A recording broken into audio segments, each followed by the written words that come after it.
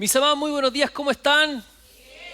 Qué alegría verles, qué alegría estar con ustedes un domingo más. Saludamos también a todos nuestros amados que están viendo esto por la transmisión o que ven esto luego por diferido. Que el Señor los bendiga, los guarde y que Él sea ordenándolo todo para que puedan estar prontamente acá con nosotros alabando y adorando al Señor. Amén. Estoy de vuelta. He resucitado. El Señor ha hecho su obra. Fui atacado, pero resistí. Los dardos del enemigo, resistí. Así que aquí estamos, ¿amén? Para seguir hablando de nuestra serie, ¿verdad? Que hemos comenzado hace un par de semanas. Estamos hablando acerca de la armadura de Dios. ¿Amén? Porque es importante que sepamos y entendamos que espiritualmente estamos en una lucha, ¿sí? La palabra lo dice, no lo estoy inventando yo, y como les dije el primer domingo, con mucho respeto, no vamos a decir ninguna locura acá, ¿sí? Ni los voy a invitar a hacer nada loco. Pero la palabra sí nos dice esto, nos dice que estamos en medio de una batalla, de una lucha espiritual. Y en medio de esa lucha espiritual, el Señor nos ha dotado. Y el apóstol Pablo, explicando esto, se va a valer de esto, ¿verdad? De la armadura de los romanos. Y nos va a decir que así como estos soldados tenían estas armaduras que les eran útiles para el combate, para la batalla, para la guerra, así también a nosotros el Señor nos ha dado y nos ha dotado de una armadura. ¿Amén? ¿Para qué? Para que podamos hacer frente a esta batalla. ¿Amén? Entonces, para que nos pongamos ahí en sintonía, vamos a leer Efesios capítulo 6 y vamos a leer desde el 10. Dice: por lo demás, hermanos míos, fortaleceos en el Señor y en el poder de su fuerza, vestidos de toda la armadura de Dios para que podáis estar firmes contra las acechanzas del diablo.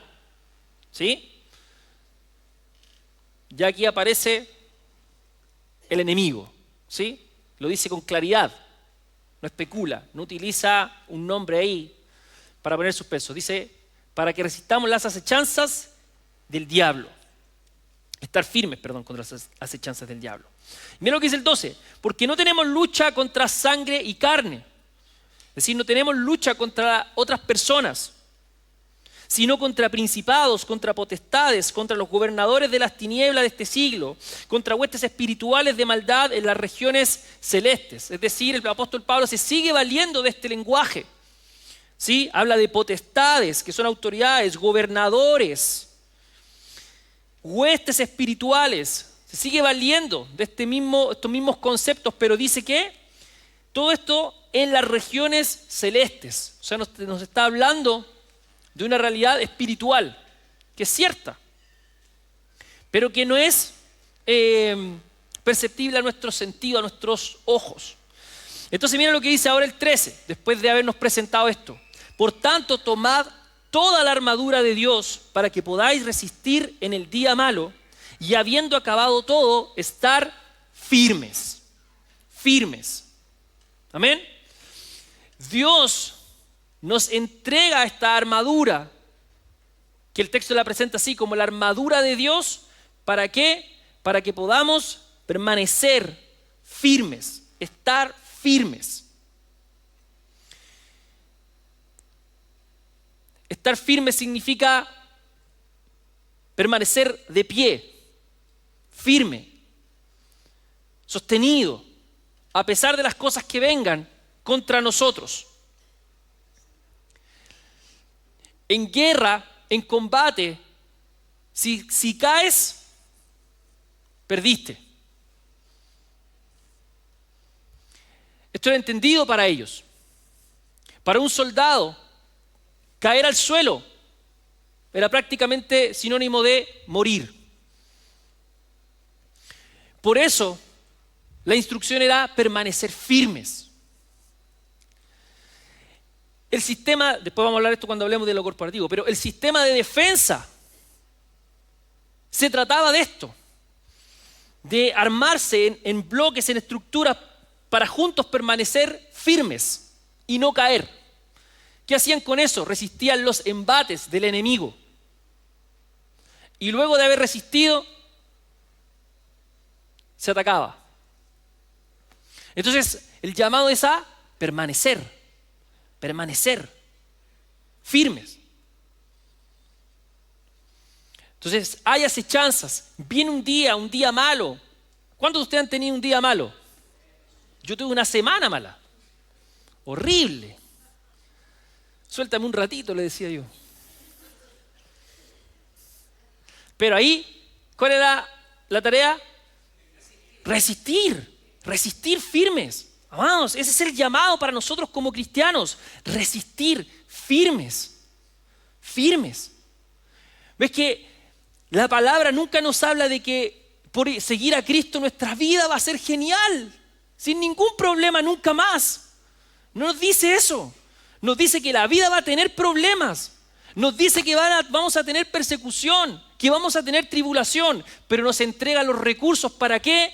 Para resistir, para permanecer firmes. Porque mientras vivamos en este mundo y en este sistema, días malos van a venir por montones. Pero cuando vengan esos días, no vamos a ser de los que retroceden y se van, sino de los que permanecen firmes. Amén. Pero no porque sí nomás, sino porque hemos conocido a Cristo. Porque Él es quien nos sostiene. Amén. Ahí va. Versículo 14.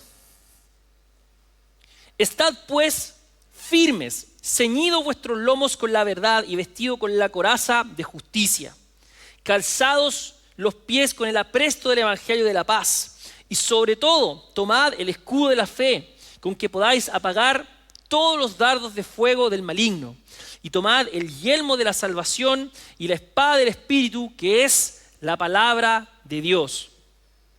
Orando en todo tiempo, con toda oración y súplica en el Espíritu, y velando en ello con toda perseverancia y súplica por todos los santos. Amén. Amén. Entonces acá el texto nos describe, nos muestra la armadura. ¿Qué es esta armadura? ¿Qué es cada parte de la armadura? Y hoy día en particular vamos a hablar acerca de el cinturón de la verdad. Dice el 14, dice, estad pues firmes, ceñidos vuestros lomos con la verdad. ¿Sí? Con la verdad. Hay una parte de esta armadura que nos habla acerca de la verdad. ¿Sí?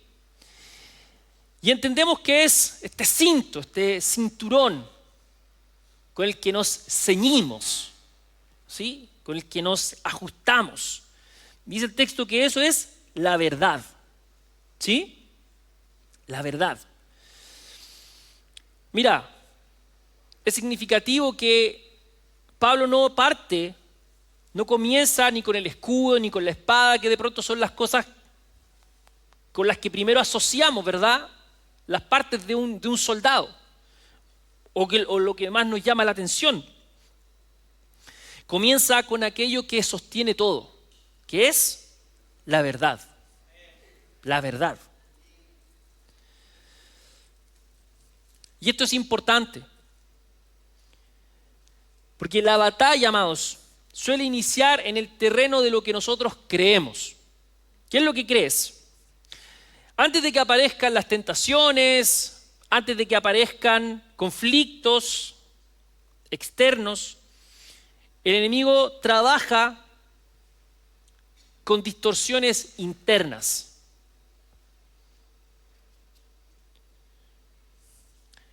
¿Qué son esto? Ideas, conceptos, ideas falsas sobre Dios, ideas falsas sobre el pecado, sobre la identidad, sobre el bien, sobre el mal.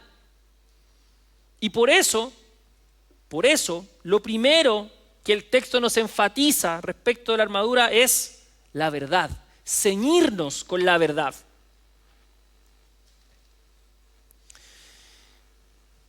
el cinturón, bueno, aquí en esta imagen no se ve muy bien, pero el cinturón del soldado romano no era decorativo.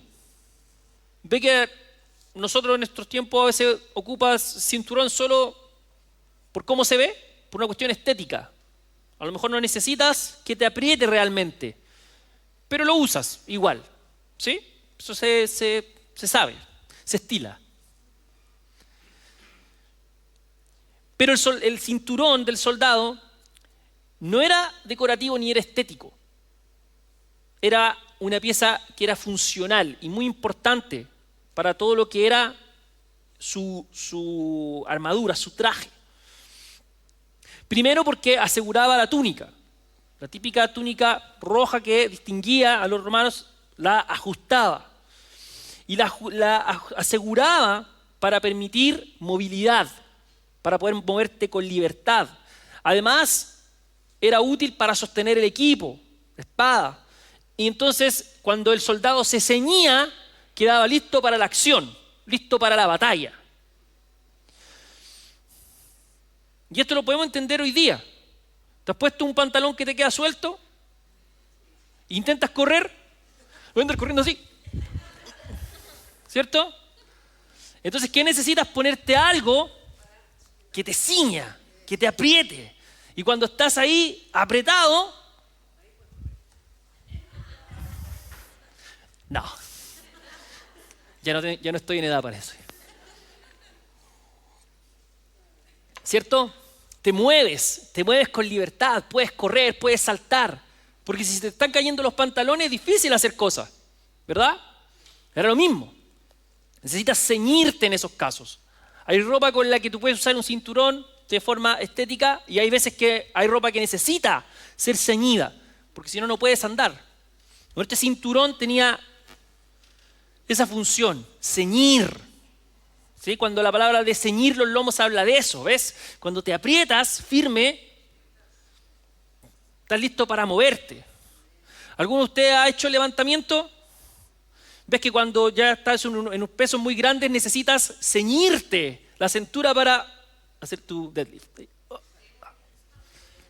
¿Qué tal?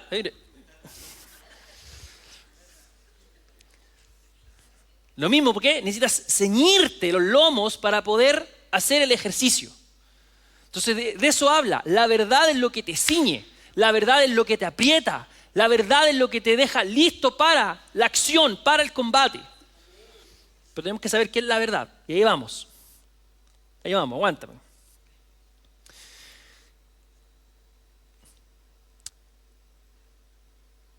Sin esta pieza, sin el cinturón, la estabilidad y entonces la preparación del soldado se ven comprometidas. El soldado necesita estar ceñido, apretado, firme. Y en términos espirituales, sin la verdad, nosotros los creyentes quedamos expuestos. De alguna manera andamos confundidos, perdidos, somos fácilmente manipulables. Por eso es que la verdad nos ciñe y nos prepara. Entonces, así como en el soldado, en su andar, en su momento de la acción, el cinturón ceñía su ropa y lo dejaba listo y preparado para moverse. Para nosotros, la verdad de Dios ordena y sostiene nuestra vida. Amén. Y entonces, la pregunta de entrada acá es sencilla, pero profunda al mismo tiempo. ¿Qué voz, amado, estás escuchando y qué verdad sostiene tu vida? Te la dejo ahí, en esa meditación rápida. En el versículo 11 de Efesios 6 dice: para que podáis estar firme contra las acechanzas del diablo. Entonces pone en contexto con quién tenemos esta batalla. El diablo tiene acechanzas. ¿Se acuerda que le expliqué esto hace 2 semanas? Esto nos habla de estrategia, nos habla acerca de planes que tiene. Pero vimos que, aunque tiene acechanzas y planes, la metodología sigue siendo la misma. No ha cambiado mucho porque le funciona. Entonces, ¿para qué va a dejar de hacer las cosas que te funcionan? ¿Verdad? Como decimos acá, ¿verdad? En nuestros tiempos, ¿para qué va a inventar la rueda de nuevo? Si ya funciona, sigue usándolo. Bueno, así funciona. Y la primera estrategia del enemigo, y que todavía sigue usando, ha sido la mentira. Ha sido la mentira. Entonces vamos a ir a Génesis capítulo 3, para que veamos esto. Génesis capítulo 3, y vamos a leer desde el versículo 1. Y dice: pero la serpiente era astuta más que todos los animales del campo que Jehová Dios había hecho, la cual dijo a la mujer, es una pregunta, ¿con que Dios os ha dicho no comáis de todo árbol del huerto? Sabemos que eso no fue lo que Dios le dijo. Y la mujer respondió a la serpiente: del fruto de los árboles del huerto podemos comer, pero del fruto del árbol que está en medio del huerto, dijo Dios, no comeréis de él ni le tocaréis, para que no muráis. Entonces la serpiente dijo a la mujer: no moriréis, sino que sabe Dios que el día que comáis de él serán abiertos vuestros ojos y seréis como Dios, sabiendo el bien y el mal. Y todos sabemos lo que pasa después. Y aquí estamos.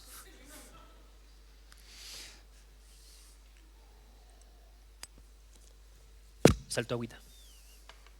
Entonces mira, la primera batalla espiritual que vemos en la Escritura comenzó con una mentira envuelta en una pregunta.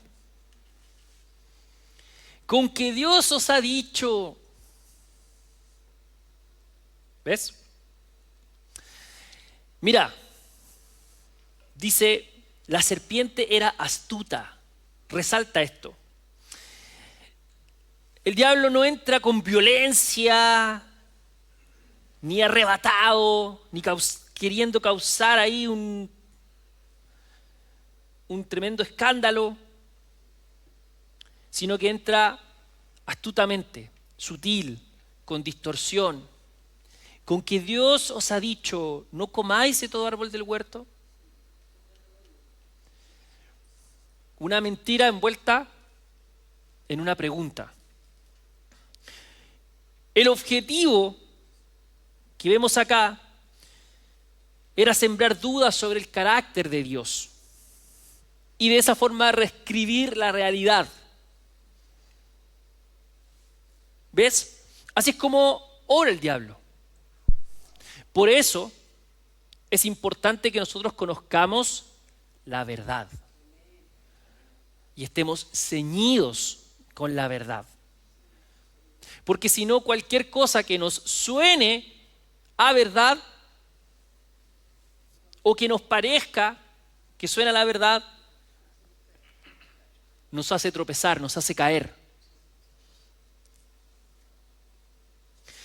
Mira lo que dice Juan 8:44.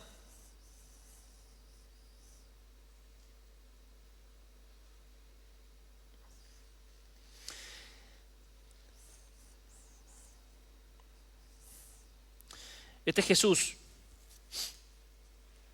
hablando con los líderes y les dice, Jesucito hermoso, escuché lo que dice, el más tierno del mundo, jamás existido. Vosotros sois de vuestro padre el diablo. ¿Qué le parece Jesús? Me encanta Jesús. Vosotros sois de vuestro padre el diablo y los deseos de vuestro padre queréis hacer. Él ha sido homicida desde el principio y no ha permanecido en la verdad, porque no hay verdad en él. Cuando habla mentira, de suyo habla, porque es mentiroso y padre de mentira. Mira lo que le dice Jesús a los líderes religiosos. Ustedes son hijos de vuestro padre el diablo. Estas cosas solo las puede decir Jesús. Usted no le anda diciendo estas cosas a la gente por la vida, ¿ya? Hijo del diablo, no. Controles. Pero mira, hace una descripción de el diablo, el mismo diablo del que nos está hablando Pablo en Efesios capítulo 6. ¿Y qué dice? Cuando habla mentira, de suyo habla, porque es mentiroso y padre de mentira. Mentiroso y padre de mentira. Y esa es la gran acechanza, la gran estrategia del diablo. Mentir, trabajar con la mentira. Así funciona. Así ha trabajado desde el principio y lo sigue haciendo. Mira que lo vimos en el Génesis y después vemos miles de años después a Pablo diciendo lo mismo. Hablando de este mismo personaje. Y eso es lo que hace el diablo con sus mentiras. Él procura invertir el orden moral de Dios. Presenta lo falso como verdadero. Llama camino de vida al camino de destrucción. Hace ver el pecado como libertad y convertir en prioridad máxima a lo que Dios llama idolatría. Acabo de hacer muy rápido una descripción del sistema en el que vivimos todos.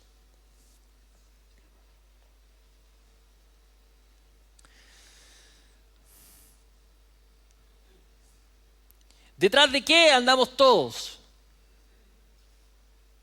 Le dedicamos nuestra vida, para eso estudiamos y después hacemos algo. ¿Para qué? Por el dinero. Y eso que es nuestra prioridad máxima, efectivamente, el Señor lo llama idolatría. Es un ídolo. Es un demonio, se llama Mamón. Lo describe Jesús en Mateo capítulo 6, en el Sermón del Monte. Esto lo hemos hablado muchas veces. El pecado es libertad, ¿verdad? Cuando no entendemos lo que es la libertad que nos ha dado Cristo y no entendemos que fuera de Cristo estamos muertos sin delitos y pecados, entonces entendemos el pecado como libertad. Cuando en realidad fuera de Cristo, por estar muertos sin delitos y pecados, no es un pecado en libertad, es un pecado en esclavitud. No puedes hacer otra cosa, aunque tú piensas que sí. No puedes hacer otra cosa porque están muertos en delitos y pecados. Pero cuando viene Cristo y Él nos alumbra, entonces ahora nosotros podemos andar fuera del pecado por la obra de su Espíritu en nosotros. Eso se llama libertad. Esa es la paradoja de la libertad cristiana. Yo puedo decir que no porque soy libre. Yo puedo decidir no pecar por la libertad que tengo en Cristo. Entonces esa restricción que es aparentemente un yugo, en realidad es la libertad que tenemos en Cristo. ¿Ves? Eso es lo que tenemos que entender nosotros en nuestro caminar con el Señor. Llamar vida a lo que destruye. Entonces, cuando nosotros comenzamos a conocer la verdad de Cristo, nuestra vida se comienza a ajustar a Él. ¿Entiendes? Y por eso comenzamos a caminar y a llevar nuestra vida conforme a la verdad de Él. Y esa verdad es la que nos trae esa libertad. Entonces conocemos a Cristo y nuestra vida comienza a ajustarse a Él. Y comenzamos a ajustar ¿qué cosa? Todo lo que hacemos. La manera en la que nosotros manejamos nuestros recursos, en la que manejas tus finanzas, en la que manejas tus relaciones.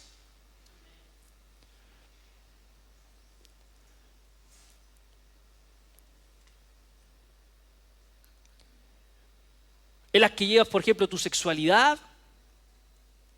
Todo está sometido a Cristo. Y por eso tenemos que conocer la verdad, porque si no, mira, el sistema tiende a esto, a normalizar aquello que nosotros sabemos por la palabra que es pecado. Y ahí es donde nosotros tenemos que saber resistir, firmes. ¿Ves? ¿Entienden?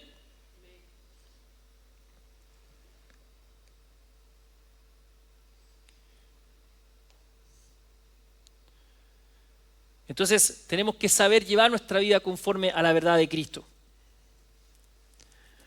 Entonces, de nuevo, El ataque no empieza con cadenas visibles, sino con ideas que comenzamos a aceptar.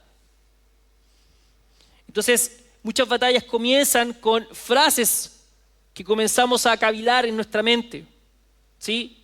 Dios ya no me ama, soy indigno, no puedo cambiar, ya lo intenté, pero no puedo, la iglesia no me funciona, la fe no me funciona, creí mucho tiempo, pero no pasó nada, mi pecado es más grande que la gracia de Dios, ¿para qué voy a seguir? No tiene sentido. ¿Ves? Empiezas a cavilar todas esas ideas. Y para eso necesitas tener y conocer la verdad. ¿Por qué? Porque cuando una mentira se vuelve creíble, entonces ahí es cuando el corazón se desestabiliza. Y por eso nosotros tenemos que estar constantemente poniendo la verdad en nuestro corazón. Porque el corazón es engañoso. Por eso el apóstol Pablo en el texto nos llama a resistir desde el primer momento. Porque no podemos negociar con la mentira, sino que tenemos que estar firmes en la verdad. ¿Amén? Ahora, estamos hablando acerca de la verdad. Y la cuestión es que en nuestro tiempo, en esta era en la que nosotros vivimos, estamos en esta era de la posverdad. Entonces, ¿qué es la verdad? Y la verdad se reduce a la opinión personal de cada uno. Tú tienes mi verdad, yo tengo mi verdad, y ahí no podemos avanzar mucho. ¿A dónde vamos a llegar así? Pero cuando Pablo está hablando de esto, él no está hablando de una preferencia religiosa, ni tampoco está expresando una sensación interior de lo que podría ser la verdad, que me ciñe. La verdad, amados, para nosotros los creyentes, tiene un centro, tiene un objetivo, y eso es Cristo. Cristo es la verdad. Cristo. Cuando nosotros hablamos de la verdad, no estamos hablando de la verdad, que sí, solo en términos morales, es decir, lo que es cierto, lo que es verdadero. La verdad para nosotros es Cristo. Él es la verdad. Amén. Por eso, el enemigo cuando intenta atentar con mentiras, intenta atentar contra aquello. La imagen de Dios, la imagen de Cristo. ¿Se acuerdan el relato de la tentación de Jesús? Eso es justamente lo que intenta hacer el diablo con Jesús mismo. Tentarlo en función de su identidad y del carácter de Dios.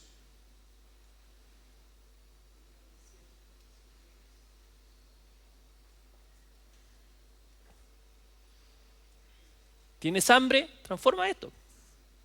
Dale, vamos.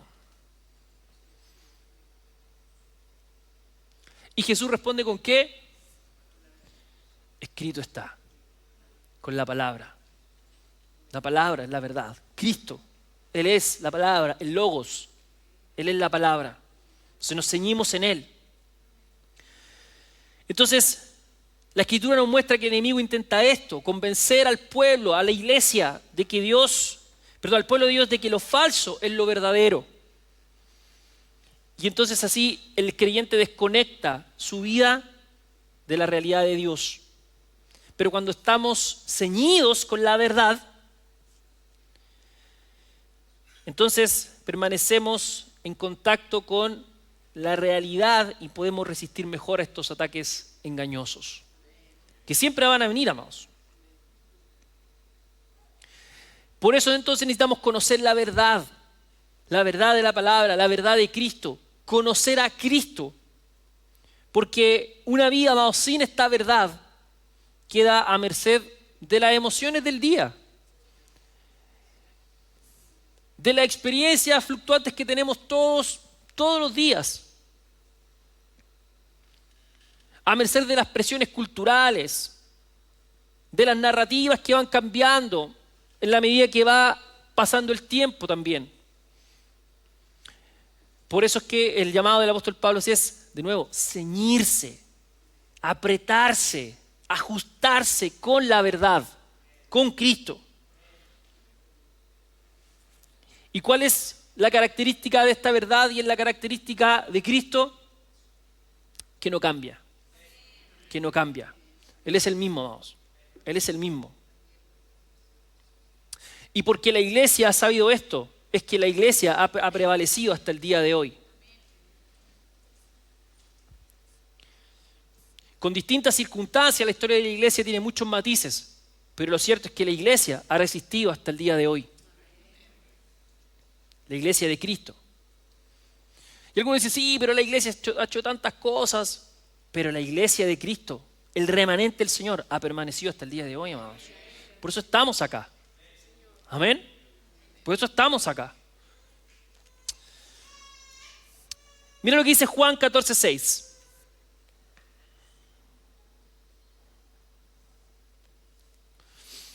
Dice, Jesús le dijo, yo soy, usted se lo sabe, el camino y la verdad y la vida. Nadie viene al Padre sino por mí. Juan 14:6 es como Juan 3:16. Son esos versos que se lo aprendió cuando conoció al Señor y no se le olvidaron más. ¿Se acuerdan? Clásico, exactamente. Yo soy el camino y la verdad y la vida. ¿Y qué queremos mostrar con esto? Que la verdad, amados, no es una idea. De nuevo, como dije hace un momento, la verdad tiene nombre. Se llama Cristo. Jesús. Él es la verdad. Él se identifica así: yo soy el camino y la verdad y la vida, y nadie viene al Padre sino por mí. Él es el único mediador para ir al Padre. Entonces esto significa que la verdad no es solo conocimiento, la verdad no es solo información, no es solo filosofía, ni ideas religiosas. La verdad es una persona y es Cristo. Él es la verdad. Y entonces de Él nos ceñimos. Por eso cuando Pablo llama a esto, a este ejercicio, no está invitándonos solo a que memoricemos conceptos, que no está mal.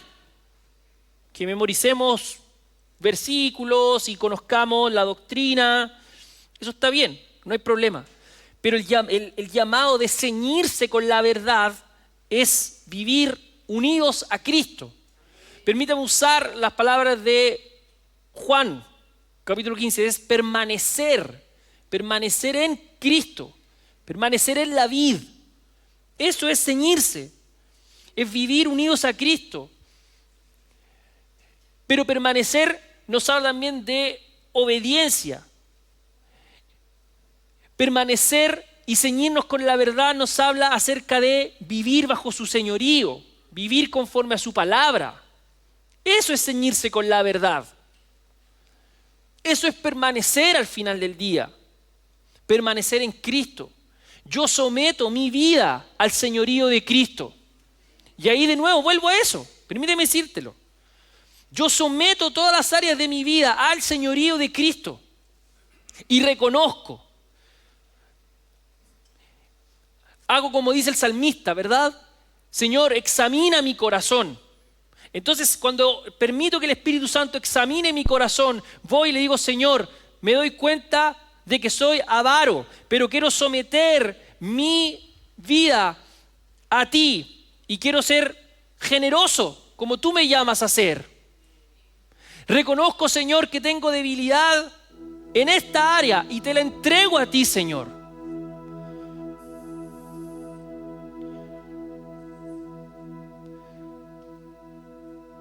Reconozco, Señor, que soy un mal administrador de mis recursos, de mis finanzas, pero quiero ajustarme a ti, Señor. Reconozco que tengo debilidad en el área sexual y te lo someto a ti, Señor. Y permito que la luz de Cristo comience a traer luz a todas esas áreas de mi vida. Y así me ciño de la verdad. ¿Cuál es el ejercicio contrario? Yo tratar de convencerme y justificarme al respecto. Me doy cuenta que puedo tener debilidad con la mentira, por ejemplo. Y yo digo, Señor, yo someto mi vida a ti porque no quiero seguir que mi vida siga siendo una vida de mentira. Yo quiero vivir la verdad. Pero tú puedes convencerte y decir, pero todos mienten. Entonces, ¿por qué no voy a mentir yo? Porque sometemos nuestra vida a Cristo, hermano. Por eso.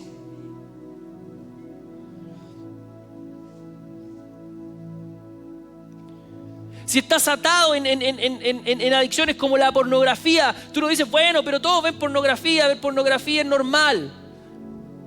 Yo someto mi vida a Cristo, amado. El sistema me dice que esto es normal, pero yo he sometido mi vida a Cristo y se la he entregado a Él. Y yo quiero que Él señoree todas las áreas de mi vida. ¿Qué estoy haciendo ahí? Me ciño con la verdad.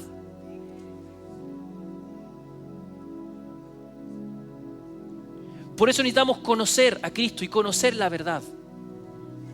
Y cuando yo conozco la verdad, entonces puedo estar atento a todas esas cosas que están a mi alrededor. Amén. Y así es como vivo, ceñido de Cristo. ¿Sí? Pero para eso necesito vivir en comunión con Él. En comunión con Cristo, conociéndole, anhelándole, queriendo saber más de Él, buscándole. Entonces esta verdad no solo se aprende, también se abraza, se obedece, se practica. Y para eso yo necesito conocer a Cristo, vamos. Conocer a Cristo.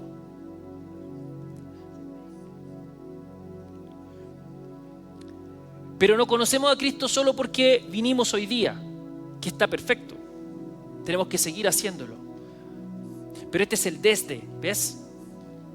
Hoy día escuchas esto, mañana, pasado. ¿Cuál es la tarea? Buscar y conocer a Cristo. Buscar y conocer a Cristo. No, pastor, pero me están pasando tantas cosas malas. Y a todos nos pasan cosas malas, amados. Busca y conoce a Cristo. Busca y conoce a Cristo. Busca y conoce a Cristo. Porque si nos quedamos por las experiencias personales, nadie hace nada, amados. Todos tenemos lucha en distintas cosas. Y recuerda esto. Mira qué poco profético lo que voy a decir. Amados, la experiencia transversal de todos nosotros es el sufrimiento. Es el sufrimiento. Todos sufrimos de alguna manera y en distintas áreas. Pero eso no va a hacer que dejemos de seguir y de buscar a Cristo. Eso nos tiene que llevar a buscarle más y más y más. Porque lo cierto es esto, amados, si no lo buscas en el dolor, en el éxito, no lo vas a buscar tampoco. Por eso Jesús nos enseñó, si no eres fiel en lo poco, no vas a ser puesto sobre más. Si no eres fiel en poco, no vas a ser fiel con más. Es como, mira, este es el mejor ejemplo, con el tema de la generosidad. Si no eres generoso cuando tienes poco, ¿tú crees que vas a ser generoso cuando tengas más? No lo vas a hacer tampoco. Esa es una mentira que nosotros nos creemos. No, es que yo no soy generoso porque gano muy poquito. Y después cuando tienes mucho, no, ¿cómo voy a dar tanto? Así es el corazón, amados. Por eso no vivimos en función de eso, sino en función de Cristo.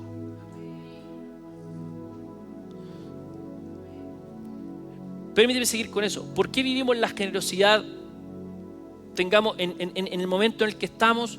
Por Cristo, por Él. No en función de lo circunstancial.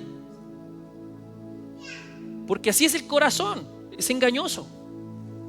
¿Ves? Pero así con todas las áreas de tu vida. Así va a ser. Por eso necesitamos ceñirnos con la verdad. Amén.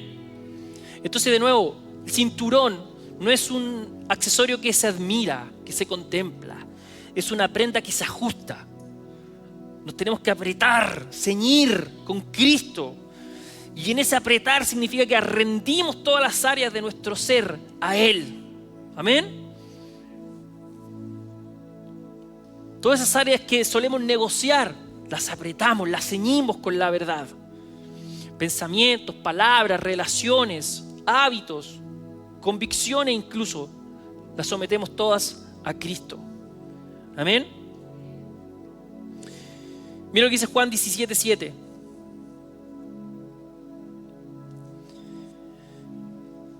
Jesús dice, santifícalos en tu verdad, tu palabra es verdad. Jesús en esta oración sacerdotal. Y Jesús afirma esto, tu palabra es verdad. Y mira lo que dice Efesios, capítulo 4.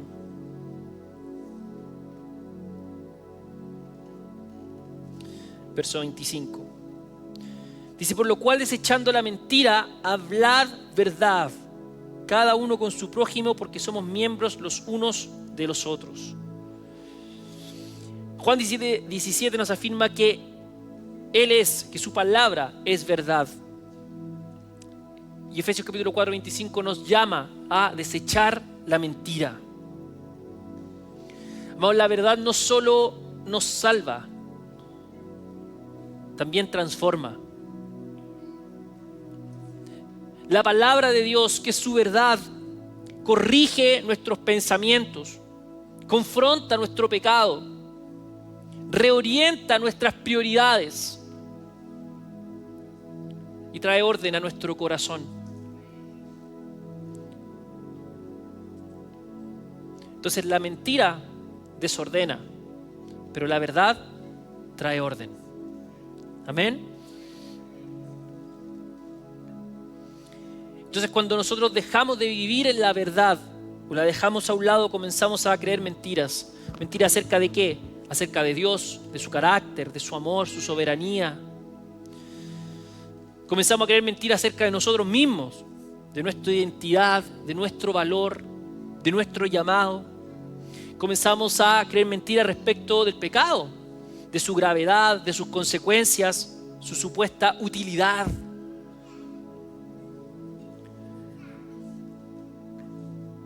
Entonces todo se comienza a volver subjetivo. Y por el contrario, cuando la verdad gobierna nuestra vida, amados, cuando Cristo está siendo realmente el Señor de nuestra vida, y no solo decimos Señor porque acostumbramos a decirle así, entonces nosotros como creyentes comenzamos a aprender a confesar con honestidad, a ser fieles en reconocer cuál es nuestra condición, a pedir ayuda, a caminar en luz, no queriendo esconder ni aparentar. Comenzamos a vivir con integridad. Amén. Y esto incluye verdad en la doctrina, verdad en la moralidad, verdad en nuestras relaciones, la verdad en todas las áreas de nuestra vida. Eso comienza a ser Cristo en nosotros. Voy cerrando. Efesios 6, 14. Quiero leer de nuevo acá. Estad pues firmes, ceñidos vuestros lomos con la verdad. Pablo comienza aquí por una razón, amados. Sin la verdad, todo lo demás se debilita. Si seguimos el ejemplo de la armadura sin ceñirse, todo lo demás no sirve. De nuevo, es como el ejemplo que di hace poco. Es como querer correr con los pantalones sueltos.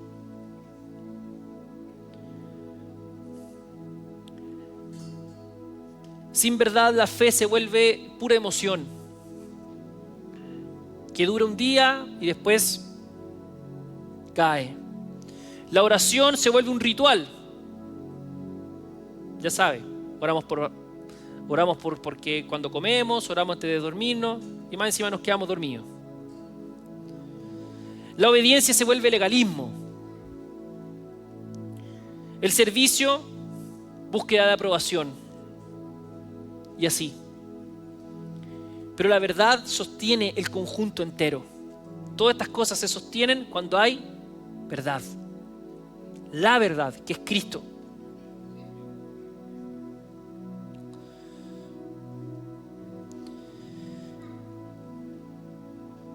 La preparación, amados, para esta guerra espiritual entonces que nos plantea el apóstol Pablo acá en esta epístola no es un truco, sino que es la vida rendida y formada por el Espíritu a través de la verdad. ¿Qué verdad? Cristo.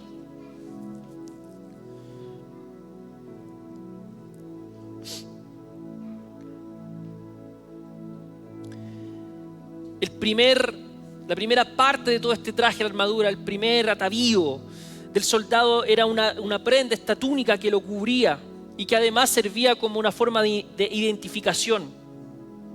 Así visualmente se identificaban entre ellos para saber quién era, si el que veían cerca era de ellos o no.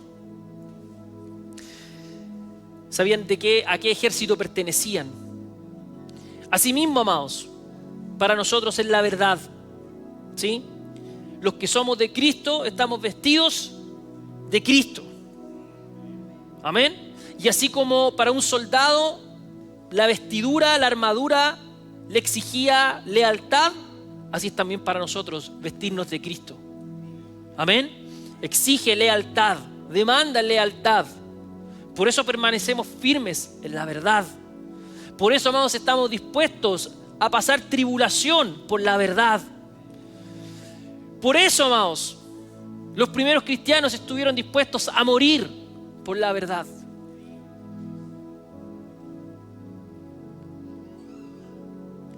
Porque vestirse de Cristo demanda aquello. Dar la vida, amados. Lealtad.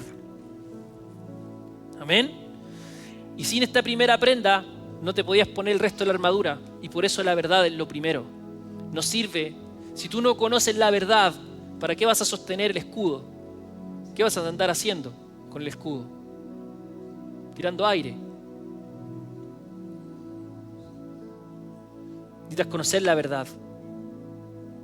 Amén.